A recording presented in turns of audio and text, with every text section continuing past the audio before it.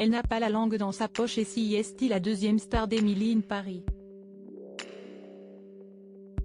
De retour dans la saison 3, disponible sur Netflix ce mercredi 21 décembre, Philippine Leroy-Beaulieu aime se moquer des clichés et revêtir le costume du personnage tranchant et terriblement apprécié de Sylvie Gratton.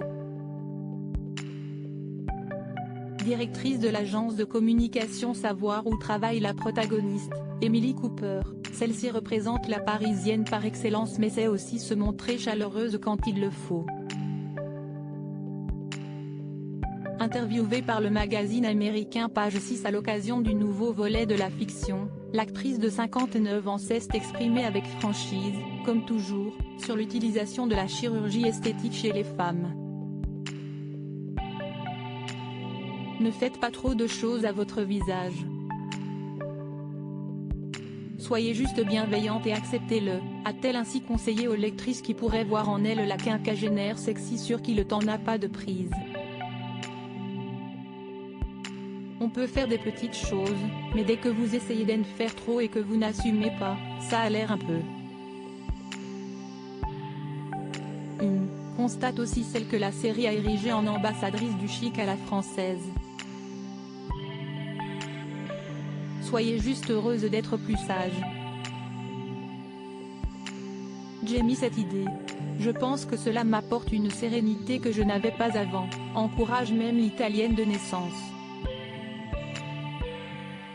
Supérieure à Philippine Leroy-Beaulieu, retour sur son évolution physique. Philippine Leroy-Beaulieu, les femmes s'empêchent de déborder plus qu'une mode, l'acceptation de soi, de ses rides et de son âge est, pour Philippine Leroy-Beaulieu, un leitmotiv.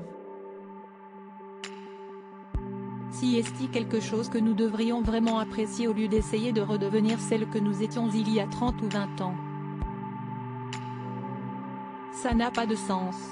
Si est génial de simplement profiter de ce que nous avons et je pense que les choses vont de mieux en mieux, se réjouit l'actrice nommée au César en 1986 pour 3 hommes et un couffin.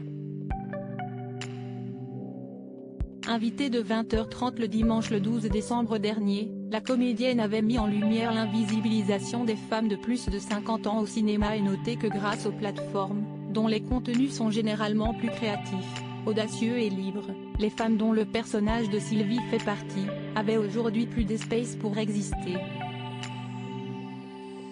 Beaucoup de personnes, et d'ailleurs pas que des femmes, s'empêchent de déborder. La société enferme dans une imagerie et il faut d'en libérer. Cette question sur les femmes de plus de 50 ans revient souvent, on n'est pas des victimes, on est juste un peu hypnotisé par des narratifs mainstream, avait également constaté Philippine Leroy-Beaulieu dans une interview récemment accordée à 20 minutes. Et d'ajouter, on est victime que de soi-même et des limitations qu'on se met. Crédit photo, Coadic Y.